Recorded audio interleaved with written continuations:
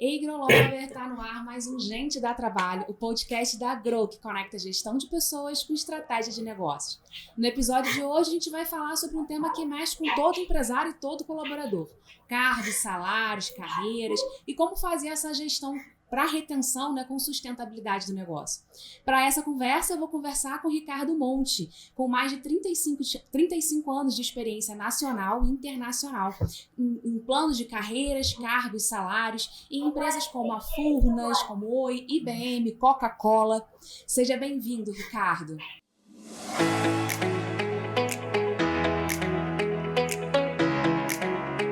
Ricardo, eu quero começar com uma introdução simples, né? Você com tanto tempo assim de experiência, né, com uma carreira nacional, internacional, com um conhecimento tão aprofundado, né, voltado para essa parte de carreiras, remunerações ou cargos e salários, como a gente costuma ouvir mais, né, que é está mais habituado. Eu queria que você contasse para a gente, né, isso tudo da sua trajetória, qual que foi o seu maior aprendizado? Olha, o meu maior aprendizado até hoje foi participar do startup da Oi, né? A gente partiu do nada e conseguiu construir um recursos humanos em pouco tempo, dentro da empresa, com 1.000 funcionários em pouco tempo. Então, o recursos humanos foi construído no início, não tinha ninguém, e logo depois a gente já tinha uma equipe, e essa equipe acabou se tornando, na empresa como um todo, em torno de 1.000 funcionários. Então, esse foi um desafio muito grande, até porque a gente partiu praticamente do nada, né? Tinha a base da Telemar, que era a empresa dona da Oi, mas a gente estava praticamente sozinho, conhecendo alguns processos da Telemar, mas fazendo tudo diferente, porque era uma empresa mais jovem, a Oi, né? Bem mais jovem do que o pessoal da Telemar. Um dos mais velhos era eu, dentro desse desafio. Então, esse para mim foi o grande desafio da minha carreira ao longo desses anos todos. Apesar da IBM ter sido uma escola, a Coca-Cola também foi, Furnas também foi uma escola para mim, que eu fiz um grande projeto lá, mas o startup da Oi foi realmente o grande desafio da minha vida profissional. Isso traz para você, né, um consolidado, né? Nas nossas conversas, né, inclusive quando a gente vai avaliar algum projeto e tudo mais, você sempre traz a fala de carreiras e remunerações e não cargos e salários.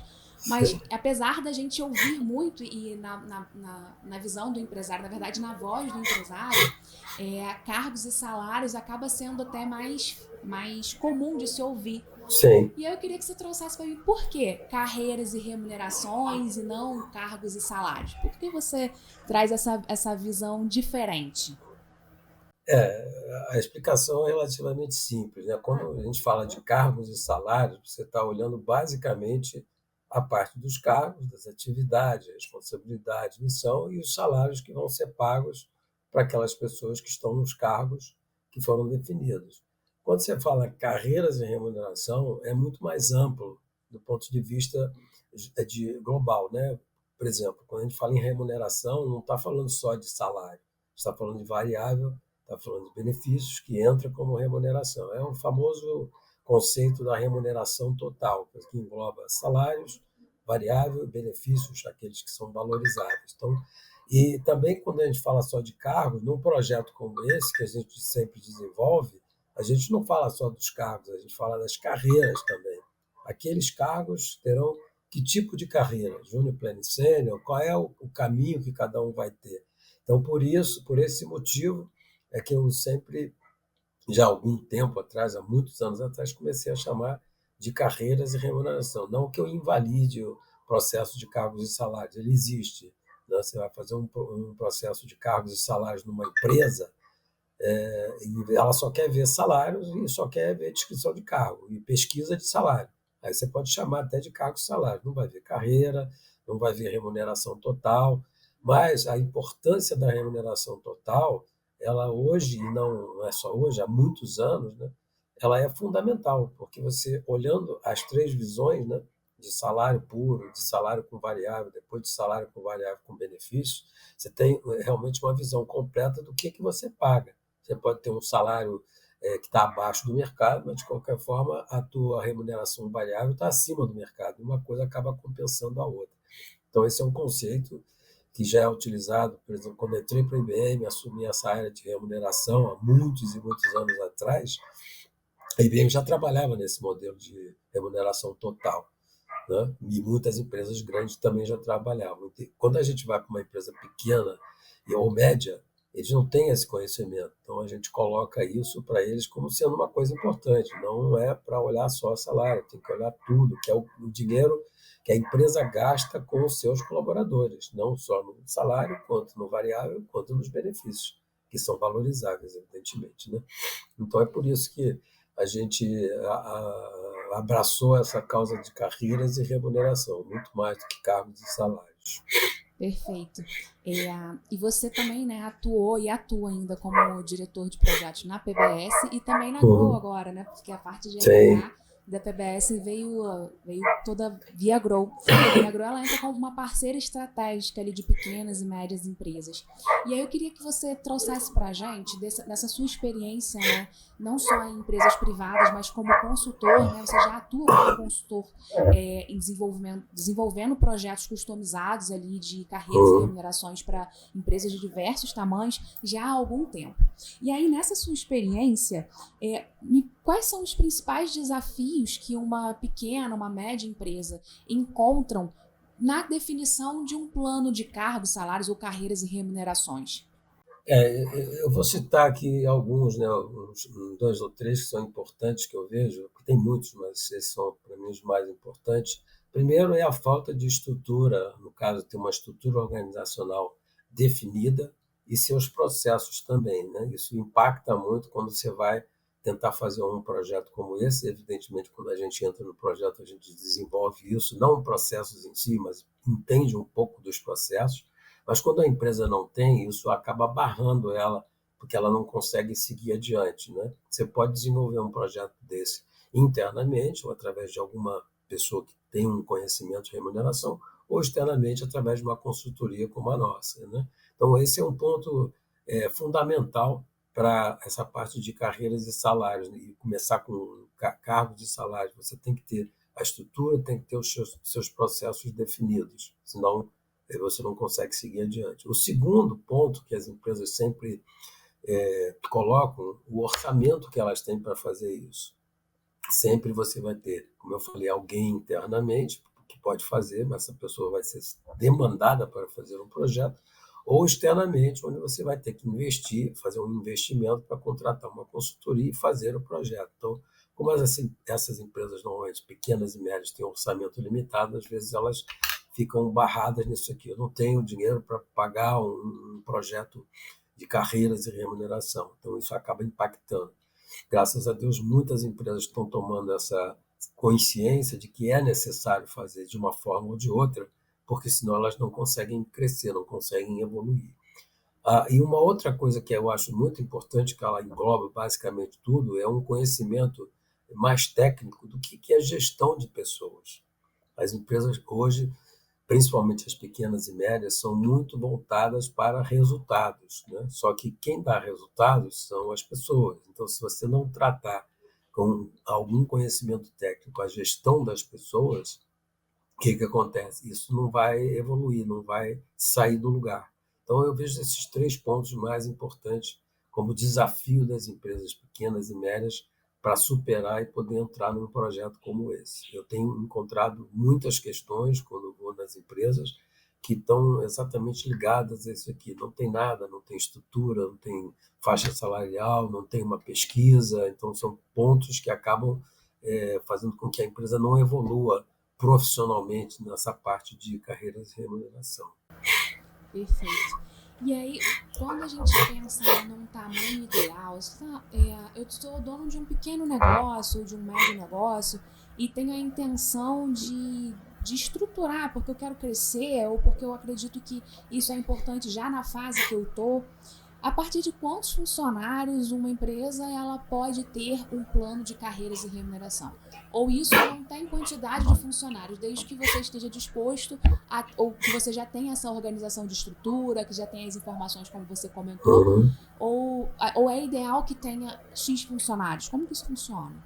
Não tem um dado mínimo para isso, não. Só para dar uma ideia, Já desenvolvi projetos para empresas de 800, 1.000, 1.500 funcionários, já desenvolvi projetos para empresas de 15, 16, 20 funcionários. Então, a não ser que ela seja muito pequena, tem 2, 3 funcionários, não faz muito sentido, né? Ter um plano de carreiras e remuneração para uma empresa de 2, 3 funcionários, não é muito pequena.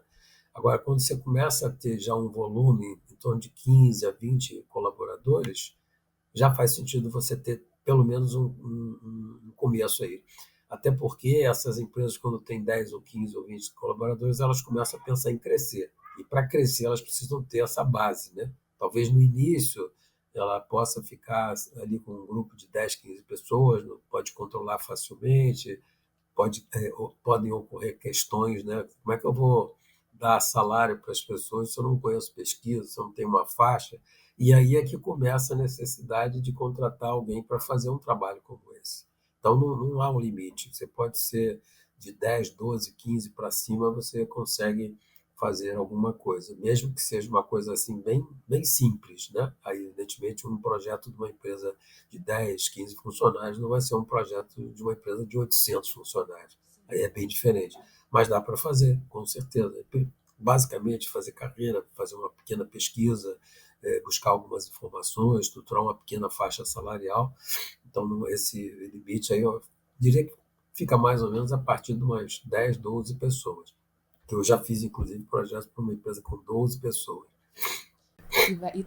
E funciona, né? Então, E assim, já funciona. pode perder essa preocupação, né? O empresário que está assistindo a Sim, gente, de que tá pequeno demais e ainda não é o momento, né? E já começar a crescer estruturado. Porque a gente está com falando de gestão certeza. de pessoas e quando os próprios colaboradores têm uma previsibilidade de onde ele pode chegar com o crescimento da empresa, isso também faz com que ele fique mais motivado ali diante dos projetos, das Com necessidades, certeza. né? Para o crescimento. E Com aí eu certeza. queria falar com você um pouquinho sobre erros. Erros baseados em Esses são muito comuns. recrutamento, né? Eu já tive algumas experiências, né? É, as pequenas, médias empresas, normalmente elas têm uma gestão familiar. E aí, quando a gente fala de uma gestão familiar, inclusive processos seletivos, que já foi tema, né, de outros programas nossos, acaba trazendo muito por indicação, né? E aí, nessa visão por indicação, o salário é o quanto que eu acredito que aquela pessoa mereça. E aí, quando você tem 5 pessoas, isso não traz uma disparidade. Mas é a partir do momento quando você começa a crescer o Uhum. negócio, isso começa a trazer problemas, né? E eu queria que você falasse um pouquinho de erros comuns. Vamos lá, vamos apontar o dedo na ferida. Erros comuns que você tem costume de pegar, né, quando você entra Sim. numa pequena, média ou até grande empresa mesmo, voltado para essa parte de remuneração. Um dos principais erros, até você falou dessa palavra aí, disparidade, são as disparidades salariais que acontecem, né? Quando você tem uma empresa que não tem uma base, e aí a remuneração ela é feita com base no achismo, né? Eu acho que essa pessoa aqui está indo bem, o gerente também gosta dele e tal, então você começa a ter disparidades salariais. Já encontrei muitos casos em projetos que mostram essas disparidades, pessoas com cargos iguais, fazendo basicamente as mesmas coisas e uma diferença salarial muito grande, o que não deve acontecer. As diferenças acontecem dentro dos mesmos cargos, sim, com certeza, mas ela não pode ser muito grande, porque senão você tem aí a questão da disparidade. Foi definido porque a pessoa acha que ela é boa e tal. Então, isso não deve acontecer, é um dos grandes erros que acontece. E outra coisa que está ligada a isso é você colocar salários sem critérios. Quando minimamente você pode ter, mesmo que seja informal, uma gestão de desempenho, é importante ela existir para você poder fazer as diferenciações de quem entrega melhor, de quem não entrega bem, né? E isso é um dos pontos mais importantes em que as empresas erram. A outra coisa que é importante também a pesquisa, ter uma pesquisa salarial. Mas não é uma pesquisa de perguntar para um, para outro, trazer algumas informações e dizer que tem uma pesquisa. Pesquisa não é isso, é fazer uma pesquisa mesmo, que seja no Macato, que seja através de fontes, que a gente sabe que tem várias fontes aí que você pode, inclusive o próprio chat GPT hoje te dá bastante informação, porque agrega algumas informações, mas basicamente tem uma referência. Se você não tem uma referência, como é que você vai dizer se o teu salário está bom ou não? Estamos falando aí basicamente mesmo de salário, por enquanto, né? Então, esse é um dos problemas. A outra coisa que também acontece muito é fazer com que as pessoas ganhem posicionamentos salariais com tempo de casa. Tempo de casa não significa que a pessoa esteja entregando bem. Ela pode ter 30 anos de casa e a pessoa que tem 3, 4 anos de casa está entregando muito mais do que ela. Então, o tempo de casa não conta para isso. Onde vai contar o tempo de casa? No plano de carreira.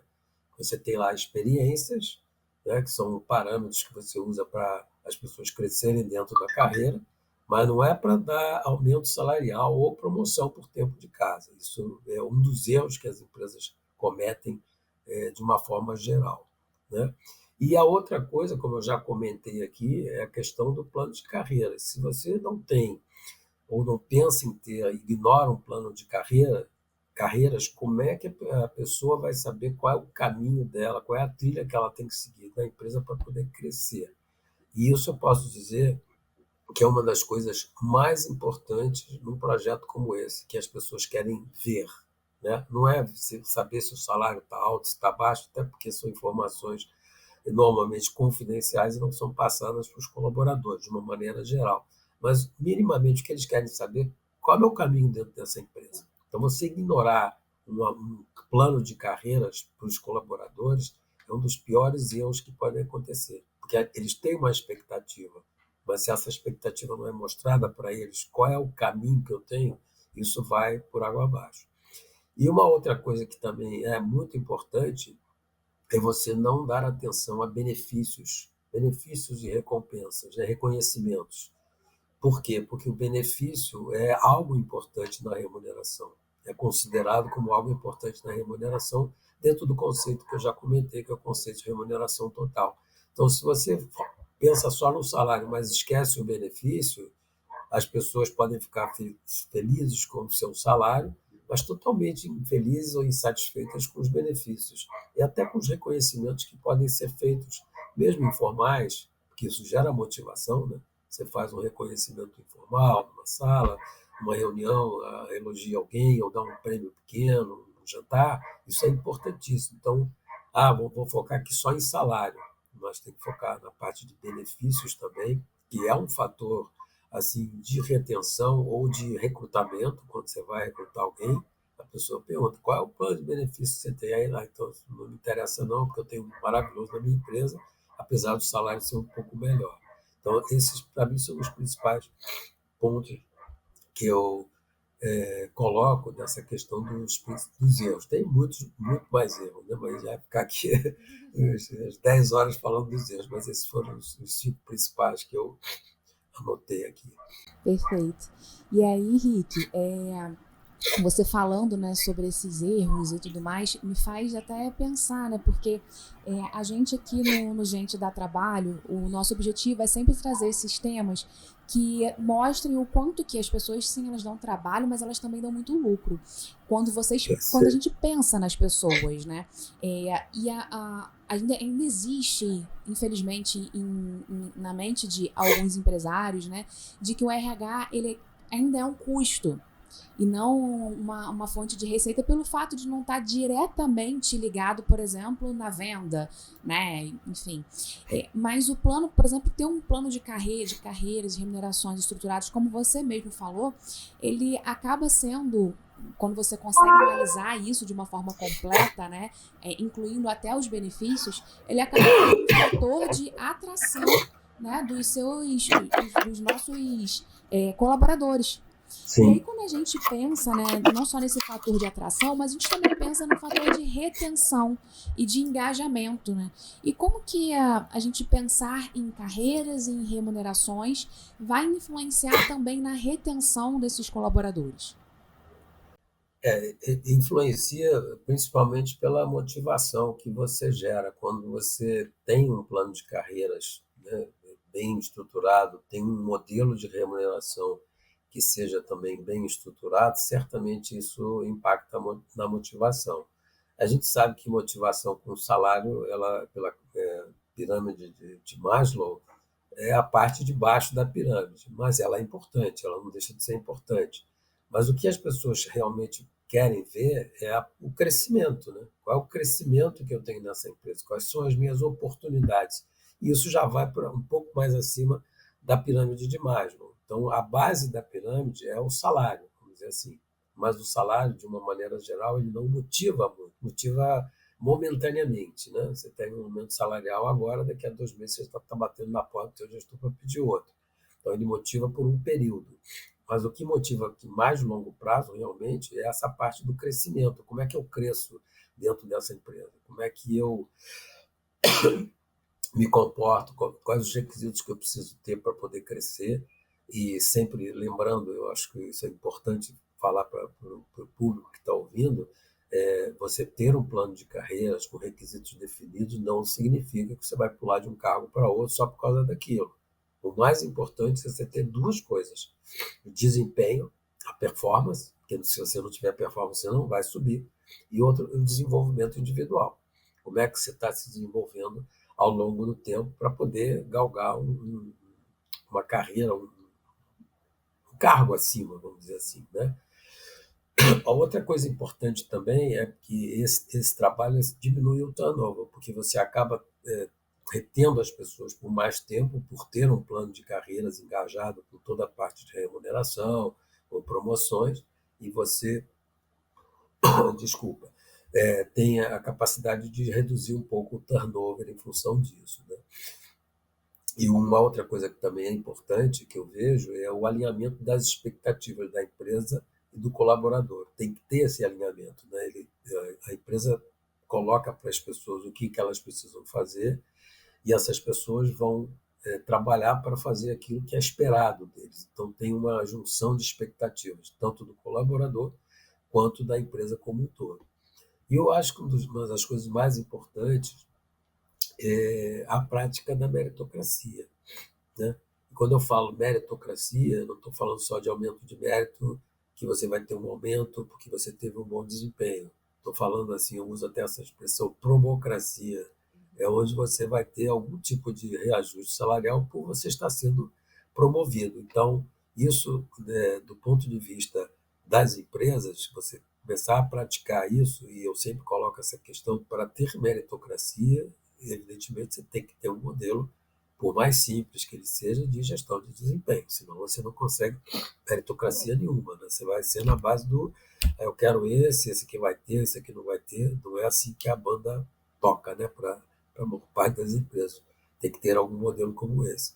E como eu tinha falado anteriormente, o desenvolvimento, né, das pessoas, o desenvolvimento à medida que eles têm visão do que eles precisam fazer, dos cursos que eles precisam ter, das especializações básicas que eles precisam ter, eles vão se desenvolvendo continuamente, porque esse desenvolvimento está ligado exatamente ao crescimento das carreiras, tanto, como eu falei anteriormente, né? Tanto gestão de desempenho quanto o desenvolvimento individual de cada um. Tudo isso vai contar de forma muito mais pesada do que os próprios requisitos do mapa de carreiras, né? O mapa de carreiras ele tem exceções, o desempenho não tem exceção, né? A pessoa não tem um bom desempenho, a resposta é: sinto muito, você não será promovido porque o teu desempenho precisa melhorar. Simples assim. Fica mais fácil. E aí, Ricardo, a gente está chegando no momento agora, que é o momento do quadro Deu Trabalho. E Opa, aí, esse é bom. esse é bom. É um dos queridinhos aqui do Gente Dá Trabalho, é esse momento do Deu Trabalho. E aí eu queria te convidar para você contar uma situação, né, que eu imagino que com 35 anos de carreira, ali, né, com experiência inclusive internacional, nesse tema você deve ter algumas, e é até difícil, né, selecionar. Várias. Mas eu selecionei uma bem interessante. E eu queria que você contasse pra gente uma situação ali que deu trabalho e que vale a pena compartilhar ali com os nossos ouvintes aqui. Ela foi na Oi, inclusive, tem a ver com a parte de gestão de desempenho, mas evidentemente associada à meritocracia, promocracia. A gente desenvolveu o primeiro modelo de gestão de desempenho para a Oi, empresa nova, não tinha nada, tivemos que desenvolver. E nesse desenvolvimento a gente colocou para os gestores que era importante que eles fizessem todo o trabalho baseado realmente no ranking, né? Já tinha lá algum modelo informal de desempenho, tal, que as pessoas, mas fazer um ranqueamento das pessoas, que não dá para você dizer que de 1 a 10 todo mundo é 10. Né? Então, quando você bota de 10, do melhor do 10, vamos dizer, para o 1, você vai ter diferenças entre um e outro. Então, isso foi informado para eles, foi colocado, foi treinado para eles fazerem dessa forma. Aí vieram os resultados, né? A gente chama isso de distribuição normal, curva normal, né? Onde você tem um grupo de pessoas que está na parte dos desempenhos que não são bons, um grupo de pessoas que está na média, né? E um grupo de pessoas que está acima da média. Então você pode fazer aí alguma coisa, sei lá, de 30, 40 e 30, que dá, sei lá, isso aí dá 100%, né? 30 abaixo, 40 na média e 30 acima. Ou pode ser diferente também, dependendo da empresa. Então, você faz uma distribuição normal, para que não fique todo mundo no 100% lá com desempenho melhor. Isso não existe. Fizemos esse treinamento, colocamos para os gerentes e quando voltou a maioria da média para cima. Ou seja, não tinha ninguém que tivesse nos piores desempenhos, a boa parte estava na média e grande parte estava no final, com notas maiores do que a média. E aí uma questão, deu trabalho. Eu tive que falar com o meu chefe, que era o presidente da Oi, na época, olha, isso aqui voltou para mim desse jeito, não concordo, quero teu aval para a gente fazer tudo isso de novo, porque da forma que está aqui não vai rolar. Isso aqui para mim não é uma gestão de desempenho, é uma gestão de desempenho que está dizendo que todo mundo é da média para cima. Isso não existe do ponto de vista de distribuição normal e do ponto de vista das empresas. Você tem sempre pessoas que são diferenciadas e tem pessoas que também não estão se desenvolvendo bem. Aí ele falou, Ricardo, vai em frente, manda o pessoal fazer tudo de novo e eu vou querer ver de novo com você se realmente o pessoal cumpriu essa determinação da gente pelo menos ter uma curva que seja parecida com a distribuição normal, essa que eu falei aqui, né, de 30, 40, 30, mas se não for igualzinho a isso, pode ser similar, mas não pode ser uma curva que vai do médio para frente.